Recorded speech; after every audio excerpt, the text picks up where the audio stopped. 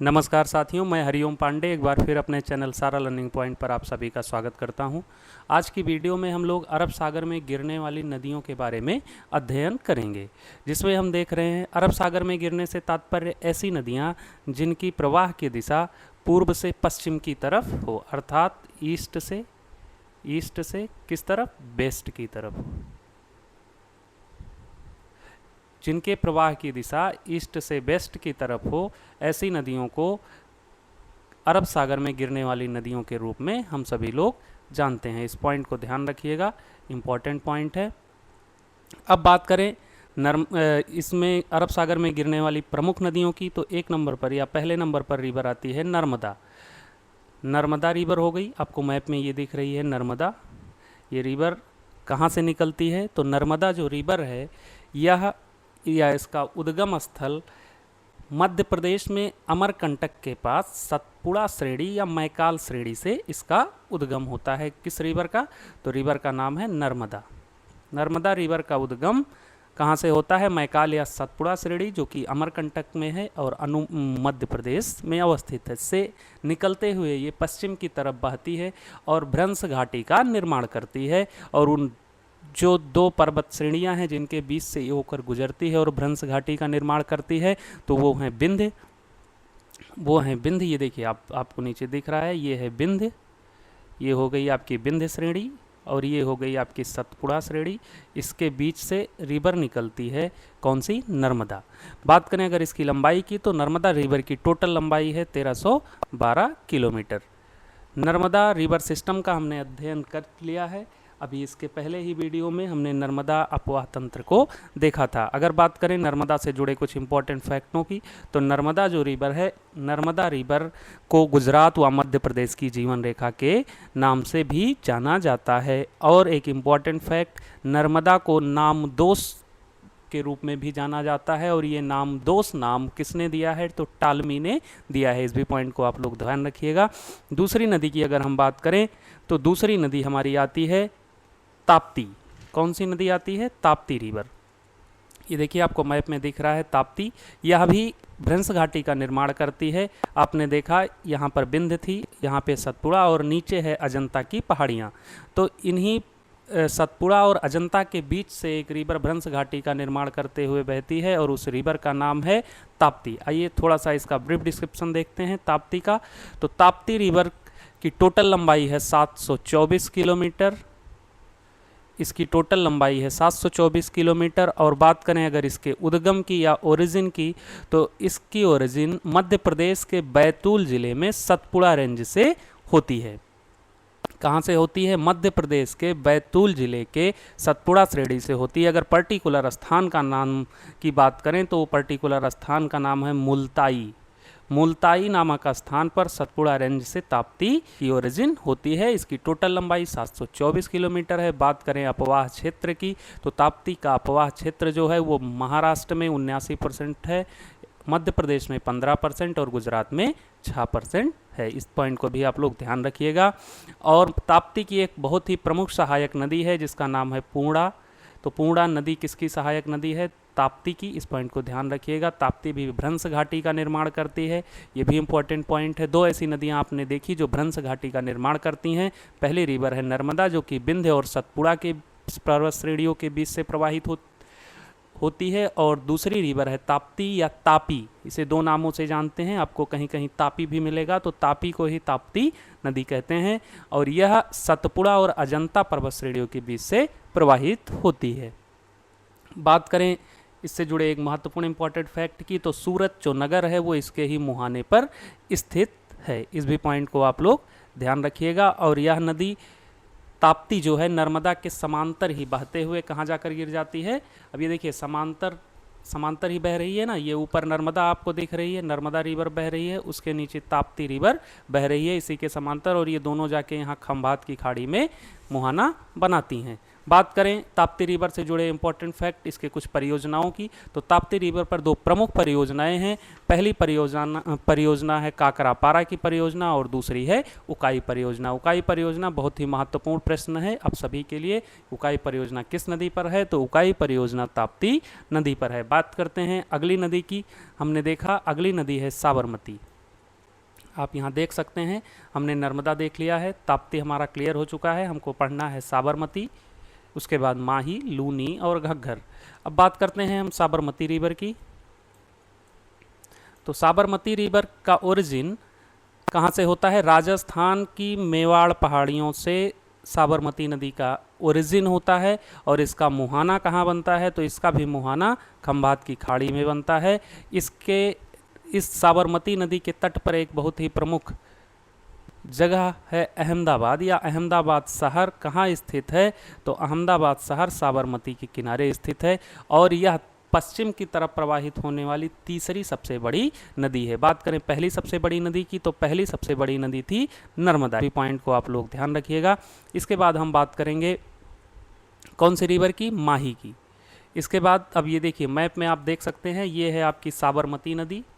ये साबरमती जो कि राजस्थान की मेवाड़ पहाड़ियों से निकल रही है, आगे बढ़ते हुए जब ये जाती है तो गुजरात में ही अहमदाबाद शहर इस रिवर के किनारे पर स्थित है और यह खंभात की खाड़ी में अपना मुहाना बनाती है और ये तीसरी सबसे बड़ी नदी है। इस भी पॉइंट को ध्यान रखिएगा। आपके सामने है पहली नदी जो सबसे बड़ी है नर्मदा, दूसरी ताप्ती और तीसरी साबरमती, पश्चिम की तरफ प्रवाहित होने वाली। इस भी पॉइंट को आप लोग ध्यान रखिएगा। अगली नदी की हम बात करेंगे तो अगली नदी हमारी है माही। ये देखिए अब माही आपके सामने दिख रही है। आइए हम देखते हैं इसके कुछ माही से जुड़े कुछ इंपॉर्टेंट फैक्टों के बारे में। तो माही रिवर की टोटल लंबाई है 553 किलोमीटर। इस भी पॉइंट को ध्यान रखिएगा। माही नदी की टोटल लंबाई है 553 किलोमीटर। इसकी ओरिजिन की अगर हम बात करें कि माही नदी का उद्गम कहाँ है, तो माही नदी का उद्गम मध्य प्रदेश के धार जिले, ये जिले का नाम है, जिला है धार, राज्य है मध्य प्रदेश और पर्वत श्रेणी है विंध्य, जहाँ से माही का उद्गम होता है, या विंध्याचल पर्वत से जो कि धार जिले में मध्य प्रदेश में आता है से माही नदी का उद्गम होता है। इसकी लंबाई है 553 किलोमीटर। और बात करें अगर इसके अपवाह क्षेत्र की, तो इसका अपवाह क्षेत्र है 34,842 किलोमीटर स्क्वायर। इसका अपवाह क्षेत्रफल है।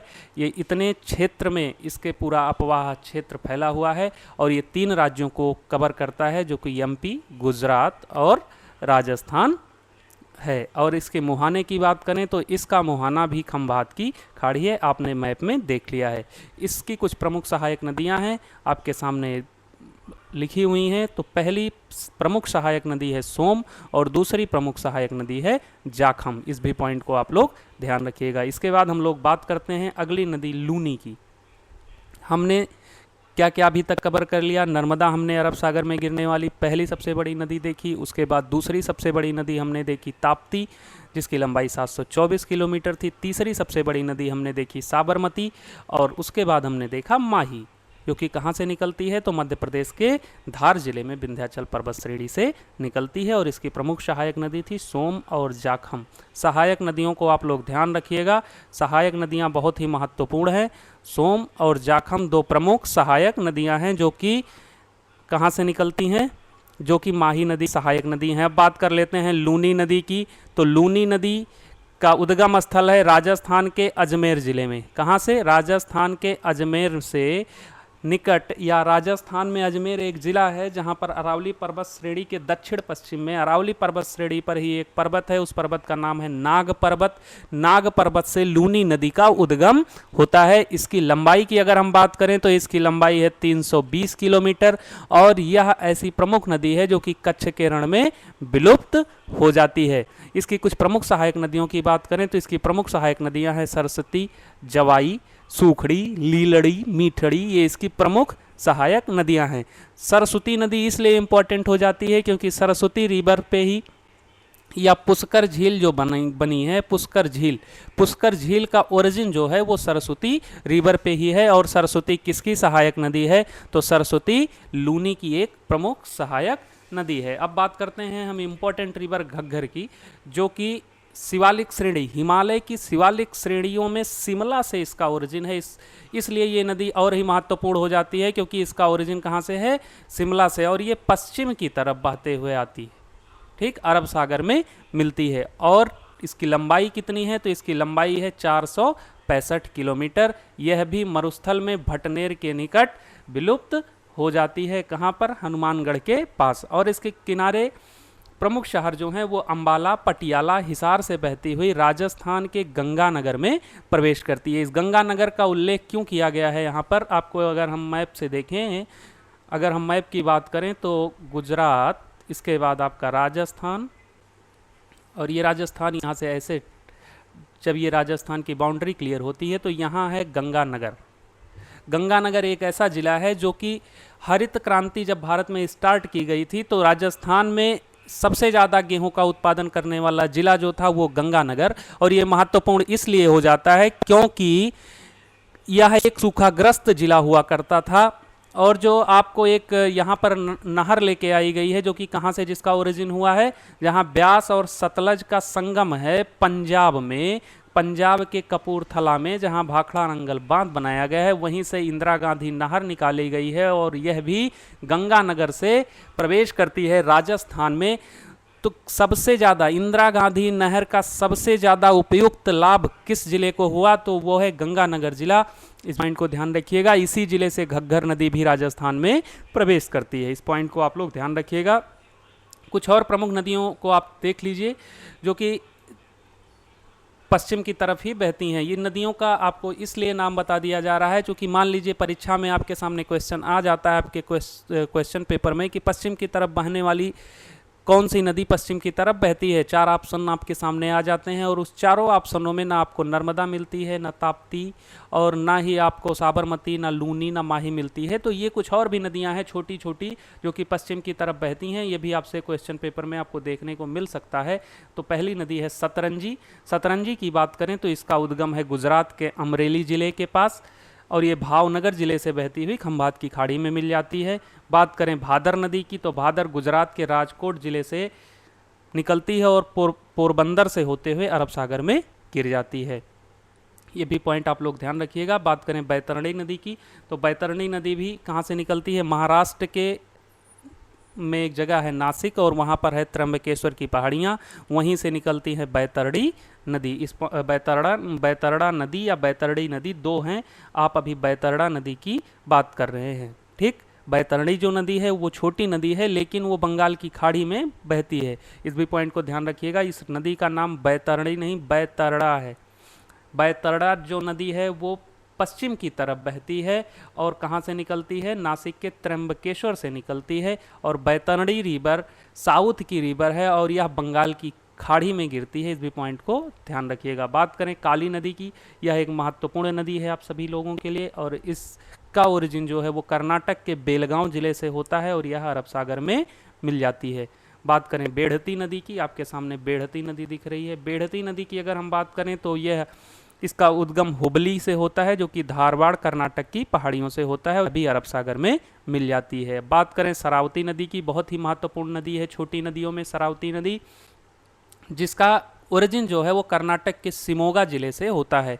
और महत्वपूर्ण क्या है, शरावती क्यों इतनी इंपॉर्टेंट हो जाती है, क्योंकि जो प्रसिद्ध गरसोप्पा जलप्रपात है या जोग गरसोप्पा जलप्रपात जिसको आप लोग जानते हैं वह किस नदी पर है, तो वह शरावती नदी पर है। इस पॉइंट को आप लोग ध्यान रखिएगा। जो गरसोप्पा जलप्रपात किस रिवर पे है, शरावती पे। क्वेश्चन बहुत ही महत्वपूर्ण है। बात करें भरत पूजा नदी, ये भी अरब सागर में गिरने वाली नदी है और यह केरल की सबसे बड़ी नदी है। केरल की सबसे बड़ी नदी कौन सी है, तो भरत पूजा। दूसरी केरल की सबसे बड़ी नदी की बात करें, यह भी अरब सागर में पश्चिम की तरफ बहते हुए गिरती है, उसका नाम है पेरियार। और केरल की सबसे छोटी नदी जो है वो है पंबा, ये भी अरब सागर में अपना मुहाना बनाती है। यहाँ से केरल से एक इम्पॉर्टेंट फैक्ट आपको बता दें, केरल में झीलों को कयाल कहा जाता है और यह महत्वपूर्ण प्रश्न आपके आयोग द्वारा पूछा जा चुका है, इसलिए ये पॉइंट भी आप लोग ध्यान रखिएगा। केरल की सबसे बड़ी नदी है भरत पूजा, कहीं कहीं आप इसे पोन्नानी के नाम से भी सुनने को आपको या पढ़ने को मिल सकता है। तो पोन्नानी जो नदी है वो भरत पूजा नदी का ही दूसरा नाम है और यह अन्नामलाई से ही निकलती है, अरब सागर में मिल जाती है, केरल की सबसे बड़ी नदी है। पेरियार केरल की दूसरी सबसे बड़ी नदी है, यह भी अन्नामलाई की पहाड़ी से निकलती है और अरब सागर में ये भी मिल जाती है। सबसे छोटी नदी आपने देखा पंबा, यह भी केरल की सबसे छोटी नदी है और यह कहाँ मिलती है, तो यह अरब सागर में जाकर बेम्बनाथ झील में गिरते हुए अरब सागर में मिल जाती है। ठीक है, इस पॉइंट को भी आप लोग ध्यान रखिएगा। तो ये कुछ महत्वपूर्ण रिवर थे जो आज आपने क्लियर किए। कहाँ से संबंधित थे, जो कि अरब सागर में गिरते थे। अरब सागर में गिरने का मतलब जिन नदियों का प्रवाह पूर्व से या किसी भी दिशा से पश्चिम की तरफ हो रहा था, ये अरब सागर में गिरने वाली नदियों का नाम जानना आपके लिए अत्यंत महत्वपूर्ण है, क्योंकि क्वेश्चन आपसे सीधे सीधे पूछा जाता है कि पश्चिम की तरफ प्रवाहित होने वाली नदियों का नाम क्या है। ये इसलिए इम्पोर्टेंट हो जाता है, आइए थोड़ा सा 1 मिनट में समझ लेते हैं, क्योंकि जो इंडिया की भौगोलिक स्थिति है उसके आधार पर अगर बात करें ये इंडिया के मैप की, ये आपको अगर इंडिया दिख रहा है, इंडिया का छोटा सा पार्ट जो कि पेनिनसुलर है या प्रायद्वीपीय पठार का क्षेत्र और पश्चिमी घाट, तो इंडिया की जो जो ढाल है इस क्षेत्र का ढाल आपको इस तरफ मिलेगा। मतलब ये ऊंचाई जो आप देख रहे हैं, इधर की ऊंचाई अपेक्षाकृत इस ऊंचाई के ज़्यादा है, अर्थात इधर का पार्ट उठा हुआ है, ये पार्ट उठा हुआ है इतना, और ये इस तरफ डाउन हुआ है। इसलिए ये प्रश्न यहाँ से इम्पॉर्टेंट हो जाते हैं, क्योंकि ये नदियाँ जो हैं ये अपने से अधिक ढाल की अपने से जो उठा हुआ ढाल है, अर्थात उनको जाना चाहिए इस दिशा में, लेकिन ये नदियाँ प्रवाहित होती हैं इस दिशा में, जैसे कि नर्मदा, ताप्ती, आपकी यहाँ से साबरमती आ गई, माही आ गई, लूनी आ गई, और इधर ऊपर से चल के घग्गर आती है। इस भी पॉइंट को आप लोग ध्यान रखिएगा। तो आई होप आप सभी लोगों को ये अरब सागर में गिरने वाली नदियों का कॉन्सेप्ट क्लियर हो गया होगा, आपने नाम भी जान लिया होगा जो कि महत्वपूर्ण थे। मैप में आप देख सकते हैं, ये है मांडवी, ये है जवारी, ये है शरावती जिसपे जोग गरसोप्पा है, गंगा वैली अभी देख लीजिए केरल की एरिया आपको दिख रही है, पेरियार रिवर है जो कि केरल की दूसरी सबसे बड़ी नदी है, भरतपूजा हो गई केरल की सबसे बड़ी नदी, इसे किस नाम से जानते हैं, तो इसे हम लोग पोन्नानी नाम से भी जानते हैं। इस पॉइंट को आप लोग ध्यान रखिएगा। ठीक है, पढ़ते रहिए, मस्त रहिए, मेहनत से पढ़ाई करते रहिए। मिलते हैं अगली वीडियो में, तब तक के लिए जय हिंद, जय भारत।